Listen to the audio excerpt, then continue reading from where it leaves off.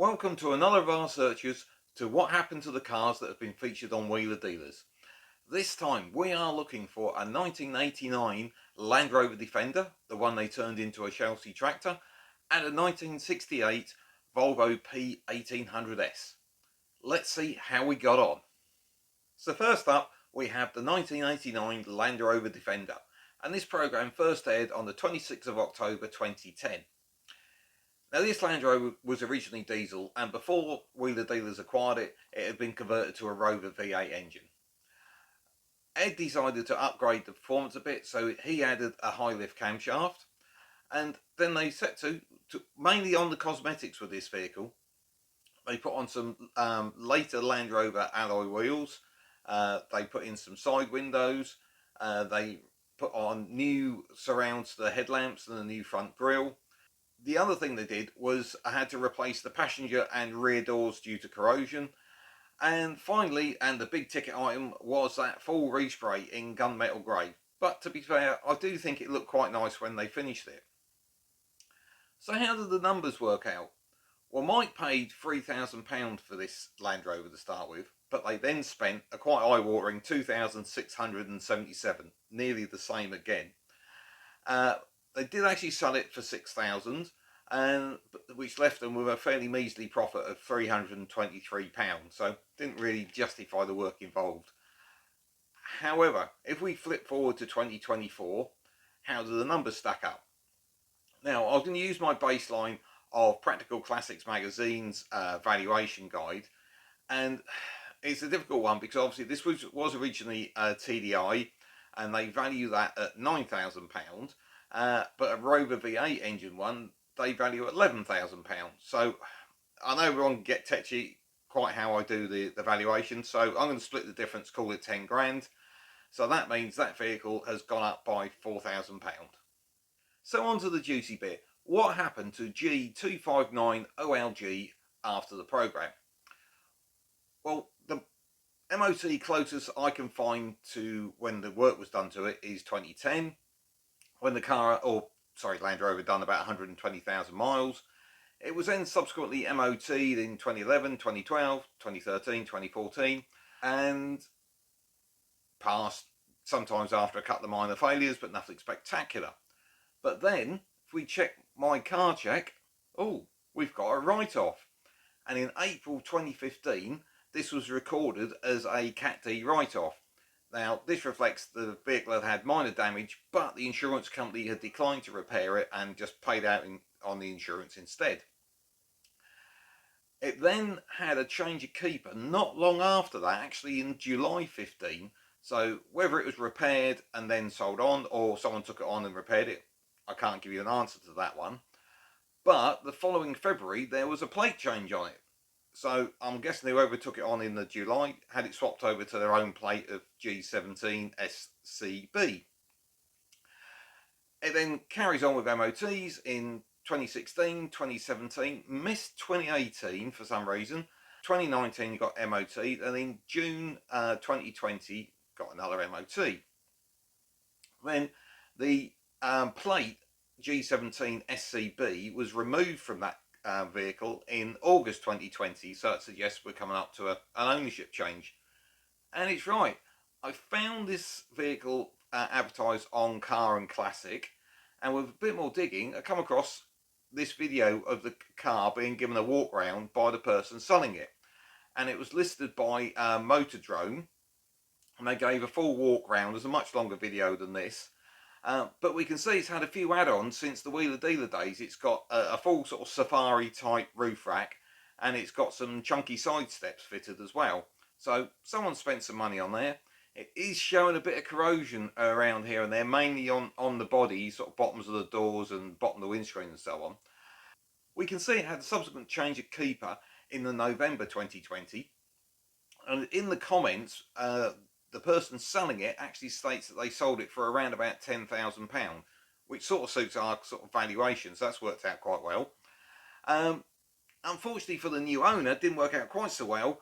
The MOTs in 2021 and 2022 revealed quite a lot of corrosion, mainly down with the chassis, but both times it had the repairs and subsequently passed a few days later. The Land Rover's now done about 140,000, which in real terms I don't think is an awful lot, considering that's about 20,000 since it was on the show, and that was 14 years ago. So that's really not been worked hard in the intervening period. And if we look at it for the current day, it's got MOT, which it passed in 2023, and it's also taxed, so it's out on the road there somewhere. So as ever, if you know, please let us know. So second up, we have the 1968 P1800S Volvo, and this program first aired on the 2nd of November 2010.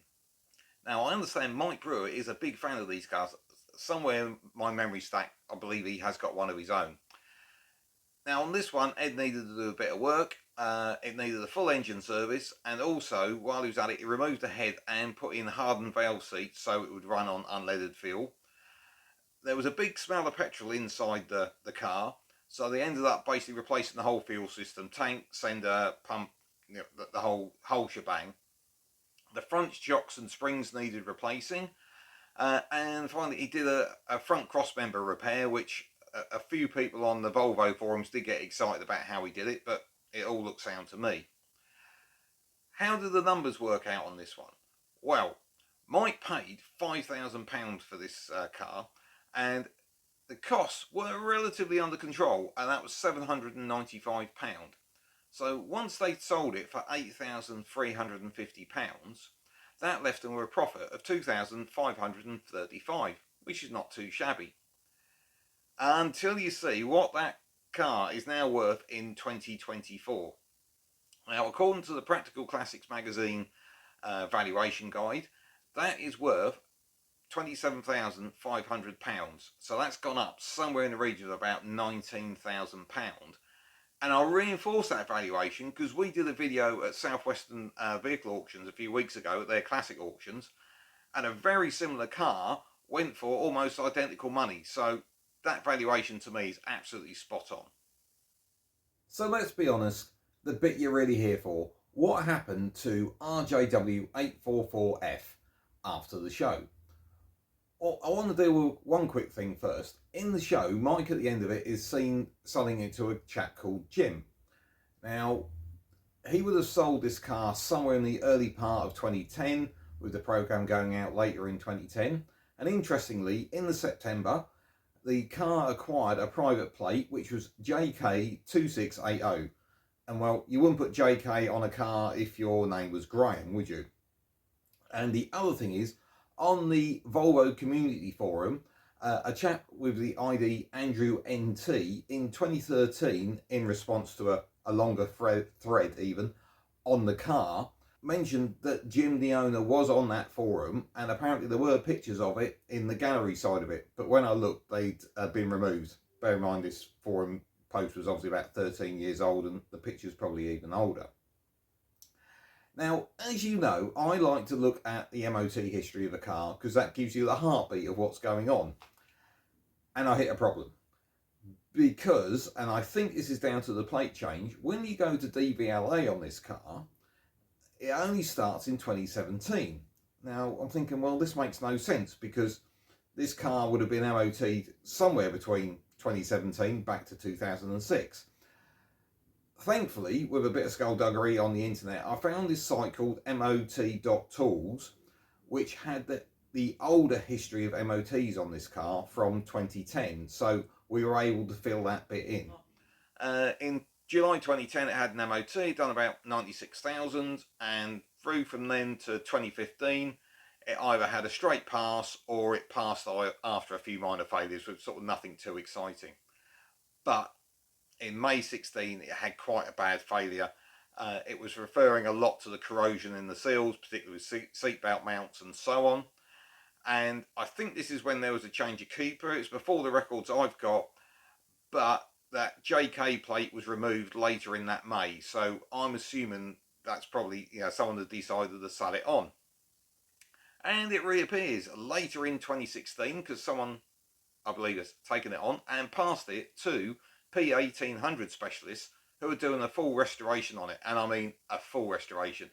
Complete stripped down, a lot of replacement panels. They're putting in new 3-part sills. They're putting in new inner wings at the front, etc, etc. New metalwork around the front grille.